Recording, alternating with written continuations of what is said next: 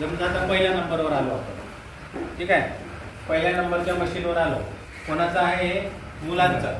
मुलांमध्ये या 4 पैकी 3 पैकी कोणत्या मुलाला आपल्याला मतदान द्यायचं आहे, आणि 3ला नाही द्यायचं असलं तर नोटा, म्हणजे वरील पैकी कोणीच नाही.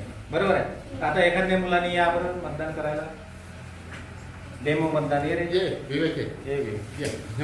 हिमांशू आपण आता बॅलेट द्यायचं. इथे जे आहे ना ते नाव वाचायचं आणि चिन्ह त्याच्या पुढे चिन्ह आहे. बरोबर आहे. त्या नाव आणि चिन्ह ज्याला आपल्याला मतदान द्यायचं त्याच्या पुढची जी नी बटन आहे ना ते दाबायची, आणि कसं दिसन तुम्हाला ते इथं सर्व मुलांसाठी दिसतं. बॅलेट देऊ का? आता सर बॅलेट देईल, मतदान अधिकारी जो काही तिथे राहील तो बॅलेट देईल तुम्हाला. दिलं बॅलेट दिल्यानंतर अशी हिरवी बटन आली. बरोबर आहे. म्हणजे आपण आता मतदान देऊ शकतो.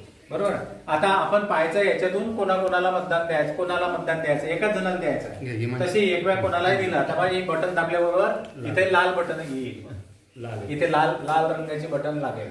दे रे, दे बघ कोणाला मतदान आहे. हे बघ तिथे चिठ्ठी पण, ज्याला मतदान दिलं आणि इथे चिठ्ठी पण आहे. व्हीव्हीपॅट म्हणते त्याला. काय म्हणते? व्हीव्हीपॅट. ज्याला आपण मतदान दिलं त्यालाच गेलं की नाही गेलं हे इथून दिसते. बरोबर आहे. तू कोणाला दिलं होतं मतदान? अरे म्हणजे सिटीला दिलं होतं की नाही ना, सिटीला दिलं होतं, सिटी आली दिली ना, म्हणजे हे बेकार आहे का? म्हणजे आपल्याला